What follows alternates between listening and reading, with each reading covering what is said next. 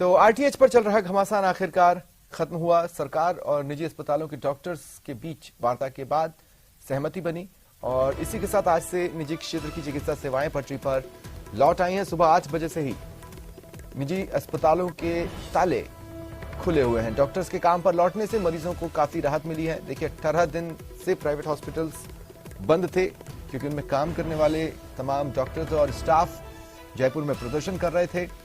कई जगहों पर गेट पर ताले लटके हुए थे।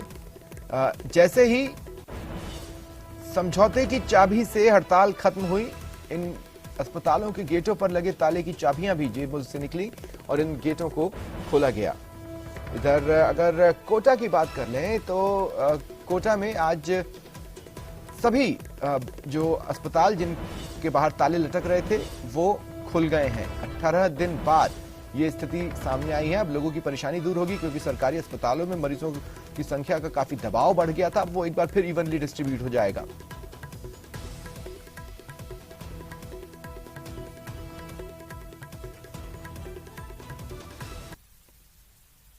और प्राइवेट सेक्टर को इससे पूरी तरह से एग्जेम्प्ट किया गया है, इससे बाहर रखा गया है। आरटीएच पर डॉक्टरों का विरोध खत्म।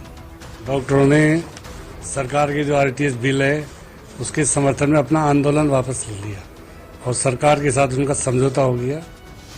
8 पॉइंट पर समझौता, क्या मिलेगा मरीजों को हक? काम शुरू हो जाएगा सभी जगह और आरटीएच को जो राजस्थान की जनता को माननीय मुख्यमंत्री महोदय की जो उनकी जो सपना है उस मुताबिक जो है हम देने में अभी काम करना शुरू करें।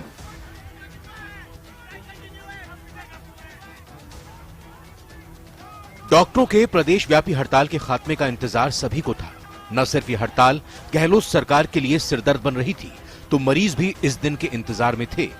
2 हफ्ते से ज्यादा वक्त से जिस तरह से प्रदेश के डॉक्टर कामकाज बंद कर विरोध दर्ज करा रहे थे, उसके बाद बीच का रास्ता निकालने की गुंजाइश बन रही थी। आरटीएच बिल को जो विरोध कर रहे थे, वापस लेने की मांग कर रहे थे, उन्होंने आरटीएच बिल को मान लिया है और पूरे प्रदेश में आरटीएच बिल, देश का पहला राज्य राजस्थान माननीय मुख्यमंत्री जी की पहल पर पूरे प्रदेश में लागू हो गया। देश का पहला राज्य जहां पर आरटीएच बिल लागू हुआ है। डॉक्टर्स की कुछ बातें थी वो हमने उनकी स्वीकार कर ली। पहले भी हम उसको मान रहे थे 50 बेड से नीचे नहीं होगा और डॉक्टरों ने आज समझौता करके इस बिल को मान ली। 50 से कम बेड वाले मल्टी स्पेशलिटी अस्पताल आरटीएच से बाहर। बगैर सरकारी मदद वाले अस्पताल पर आरटीएच लागू नहीं। प्राइवेट मेडिकल कॉलेज पर लागू होगा आरटीएच। पीपीपी मोड पर चलने वाले अस्पताल में लागू होगा आरटीएच। ट्रस्ट से संचालित अस्पताल में लागू होगा आरटीएच। लैंड अलॉटमेंट टर्म के अनुसार लागू होगा आरटीएच। कोटा मॉडल के आधार पर प्रदेश के अस्पतालों को नियमित किया जाएगा। अस्पतालों की समस्या सुलझाने के लिए सिंगल विंडो सिस्टम। नियमों में परिवर्तन से पहले आईएमए के 2 सदस्यों से परामर्श जरूरी। आरटीएच बिल सिर्फ और सिर्फ सरकारी इंस्टीट्यूशंस और ऐसे जगहों पर जहां पे कोई अनुबंध है सरकार से, वहां पर लागू होगा। इसके अलावा पूरा प्राइवेट सेक्टर पूरे प्रदेश में इससे एग्जेम्प्टेड है, बाहर रहेगा, बाहर है और बाहर ही रहेगा। बिल को लेकर डॉक्टरों के विरोध को वापस लिए जाने पर सीएम गहलोत ने भी खुशी जाहिर की। उन्होंने ट्वीट करके लिखा, मुझे प्रसन्नता है कि राइट टू हेल्थ पर सरकार व डॉक्टर्स के बीच अंततः सहमति बनी और राजस्थान राइट टू हेल्थ लागू करने वाला देश का पहला राज्य बना है। मुझे आशा है कि आगे भी डॉक्टर पेशेंट रिलेशनशिप पूर्ववत यथावत रहेगी। सीएम और चिकित्सा मंत्री पहले भी दावा कर रहे थे कि ये बिल न सिर्फ देश भर में राजस्थान को अपनी तरह का पहला राज्य बनाएगा, बल्कि मरीजों के अधिकार को भी मजबूत बनाएगा। सरकार को आर्थिक भार की चिंता नहीं है, लोगों की चिंता है, जनता की चिंता है। आर्थिक भार कितना ही आए सरकार उसको सहन करेगी, पर लोगों का, मुख्यमंत्री की जो कमिटमेंट है कि लोगों के इलाज के लिए, लोगों की सुविधा के लिए, चाहे मुझे पूरा बजट भी डाइवर्ट करना पड़े हेल्थ में, तो उसको करेंगे। देश का पहला राज्य है जहां पर हेल्थ का सबसे ज्यादा बजट खर्च किया, पहला राज्य है जहां मेडिकल पर सबसे ज्यादा खर्च कर रहे हैं। बिल का मकसद प्रदेश के हर व्यक्ति को हेल्थ का अधिकार मुहैया कराना है, यानी कोई भी व्यक्ति पैसे की वजह से इलाज के लिए परेशान ना हो। मोटे तौर पर यह बिल इमरजेंसी के दौरान हर व्यक्ति को बिना फीस और पुलिस की रिपोर्ट का इंतजार किए बगैर इलाज किए जाने की बात करता है। इस बिल के मुताबिक इमरजेंसी पर होने वाले खर्च का पैसा अगर मरीज नहीं दे सकता है तो सरकार देगी। लेकिन प्राइवेट डॉक्टर्स की ओर से इस बिल का सबसे बड़ा विरोध इमरजेंसी सेवाओं को लेकर ही था। डॉक्टर्स का आरोप था कि इमरजेंसी को डिफाइन कौन करेगा। डॉक्टर्स के मुताबिक फ्री इलाज के पॉइंट के कारण डॉक्टर्स और पेशेंट के बीच दूरियां बढ़ेंगी और ज्यादा झगड़े होंगे। वहीं इमरजेंसी सेवाओं का पैसा सरकार की ओर से मिलने में भी डॉक्टरों को लेट लतीफी का डर दिख रहा था। राइट टू हेल्थ बिल का ड्राफ्ट जैसे ही सरकार ने तैयार किया, तभी से इसे लेकर डॉक्टर्स में असंतोष शुरू हो गया था। 22 सितंबर 2022 को बिल विधानसभा में पेश हुआ, लेकिन बिल की कॉपी देखकर ही डॉक्टर्स ने विरोध जताना शुरू कर दिया था। 17 जनवरी 2023 को इस मामले में सिलेक्ट कमेटी बनाई गई। हल न निकलने पर 22 और 23 जनवरी को प्राइवेट डॉक्टर्स ने पूरे प्रदेश में हड़ताल की। 15 मार्च को सिलेक्ट कमेटी की फिर से बैठक हुई। बैठकों के कई दौर के बीच 20 मार्च को डॉक्टर्स ने बड़ी रैली निकालकर शक्ति प्रदर्शन किया, जिसमें डॉक्टर्स पर लाठीचार्ज हुआ। 21 मार्च को सरकार ने विधानसभा से बिल पास कर दिया। फिलहाल यह बिल विधानसभा से पारित होने के बाद अब राज्यपाल के पास है। बिल राज्यपाल से मंजूरी के बाद एक्ट बन जाएगा और राजस्थान मरीजों को हक देने वाला पहला राज्य बन जाएगा। लेकिन छोटे अस्पतालों को इस दायरे से बाहर करने के बाद सवाल है, क्या कस्बों और गांवों के मरीजों को वाकई में इलाज का सुविधाजनक हक मिल पाएगा? चलिए बढ़ते हैं आगे और अब बात कर लेते हैं धौलपुर की। यहां बाड़ी कस्बे के गांधीपाड़ा पुराना बाजार में पुश्तैनी मकान को लेकर दो पक्षों में झगड़ा हुआ।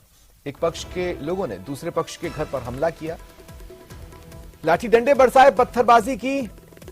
4 लोग घायल हुए, जिन्हें अस्पताल में भर्ती कराया गया। कोतवाली थाने में पीड़ित पक्ष ने शिकायत दी है। मार्केट एरिया घर में घुस के मारा था हमको सुबह 3 बजे करीब, और 3-4 लोगों को मारा है। मेरे हाथ में बच्चा था, बच्चा मरने से बच गया है। हट्टों से मारा, सर में भी चोट है, पैर में भी चोट है। 2 भाइयों ने और मौसा जी का कोई मामा का लड़का है, उनने और मुसलमान लड़के लोग आए थे।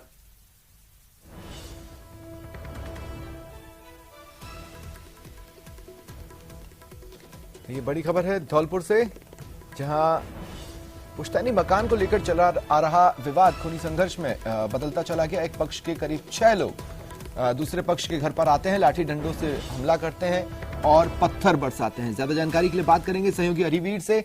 हरिवीर, क्या अपडेट्स हैं? जी सब बिल्कुल बता दूं, ये पूरा का जो मामला है वो बाड़ी कस्बे के जो गांधीपाड़ा जो मोहल्ला है वहाँ का ये पूरा मामला है। देर रात की ये पूरी घटना है। वहाँ पर जो ये पीड़ित परिवार था वो अपने घर पर बैठा था। उसी दौरान जो सामने रहने वाले जो आरोपी पक्ष था वो आधा दर्जन आती है और लाठी डंडों और पत्थरों से जो परिवार बैठा था उस पर जो हमला कर देती है। उसमें एक महिला और एक बालिका और 2 जने और गंभीर रूप से घायल हो जाते हैं। उसके बाद में जो पड़ोसी हैं वो जो बाड़ी का जो अस्पताल है उसमें भर्ती कराते हैं और जो पूरे मामले की जो पुलिस को सूचना दी जाती है। पुलिस पूरे मामले को लेकर के पड़ताल कर रही है। ये पूरा जो मामला है वो पुरानी जो इनका जो कोई जमीन है उसको लेकर के, जो मकान है उसको लेकर के जो कई बार पहले भी ये झगड़े हो चुके हैं और पूरे मामले पुलिस जांच कर रही है। शुक्रिया तमाम जानकारी के लिए।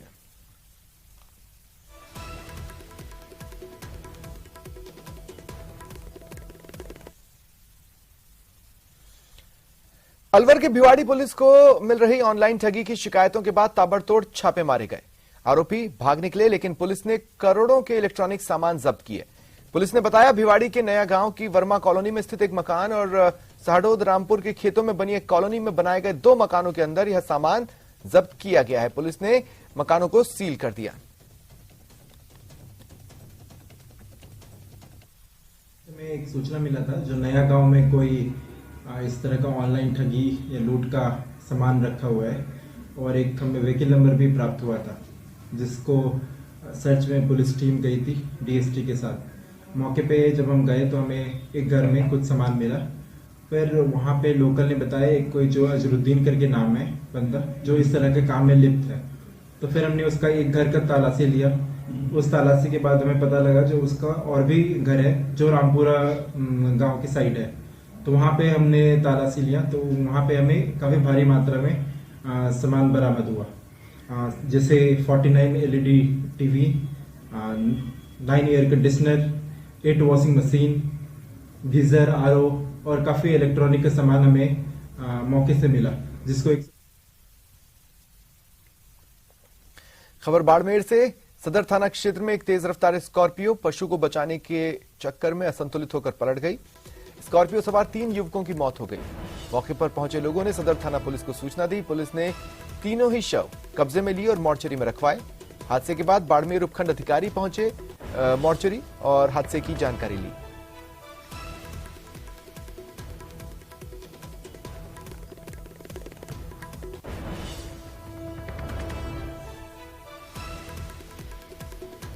अभी महाभारत की सीमा में कोई पलटी खा गया और पलटी के कारणों का तभी इन्वेस्टिगेशन से पता चलेगा। अंदर 3 युवक सवार थे। बहुत दुखद घटना, तीनों की डेथ हो गई है। अभी बॉडी को पोस्टमार्टम के लिए मोर्चरी में रखा है, सुबह पोस्टमार्टम कराई जाएगी। अभी डिटेल पता कर रहे हैं क्योंकि 3 व्यक्ति थे, तीनों ही शांत हो गए। तभी उनके पास जो लोग दस्तावेज उसके बारे में आगे छानबीन करेंगे और जो भी राजकीय सहायता मिलेगी उसके प्रकरण तैयार करवाएंगे। अजमेर से खबर है, यात्रियों से भरी बस पलट गई। इस वजह से कुछ यात्री घायल हुए हैं। 3 घायलों को अस्पताल में भर्ती करवाया गया है। जानकारी मिल रही है कि बस में करीब 50 यात्री सवार थे और ये बस अजमेर से दिल्ली जा रही थी। इसी दौरान रास्ते में ये एक्सीडेंट हुआ।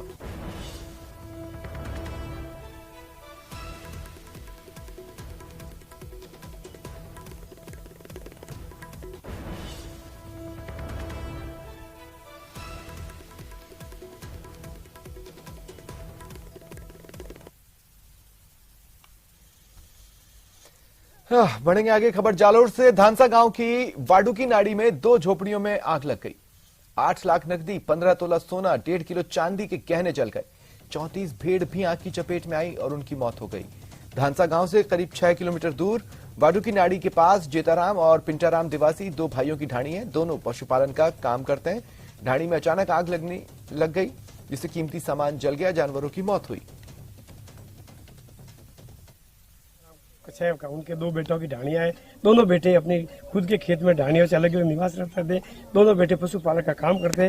उनके आगजनी की घटना की खबर मिली। हम सभी ग्रामवासी, सरपंच प्रतिनिधि महेंद्र सिंह जी, हम चैन सिंह जी, ग्राम सेवक जी, पटवारी जी, सभी ग्राम के मौजूद व्यक्ति सारे यहाँ आए एवं गांव से 6 किलोमीटर दूरी होने की वजह से सभी के आने में समय लगा। तब तक आग ने काफी सभी को लपेट।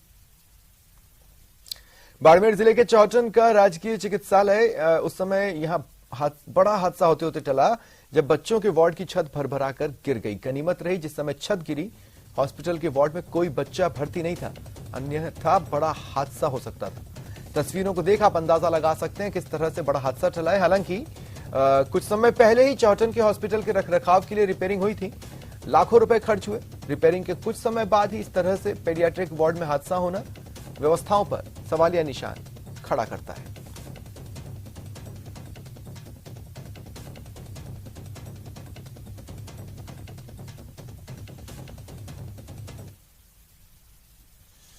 डूंगरपुर के तहसील चौराहा स्थित एक दुकान को चोरों ने निशाना बनाया। हजारों के मोबाइल फोन, लैपटॉप और इलेक्ट्रॉनिक सामान चुरा लिए। एक सीसीटीवी कैमरे को भी तोड़ा। हालांकि वारदात दूसरे सीसीटीवी कैमरे में कैद हो गई। दुकानदार ने जब दुकान का ताला टूटा देखा तो पुलिस को बुलाया। पुलिस ने मौका मुआयना किया और फुटेजेस के आधार पर जांच शुरू कर दी है।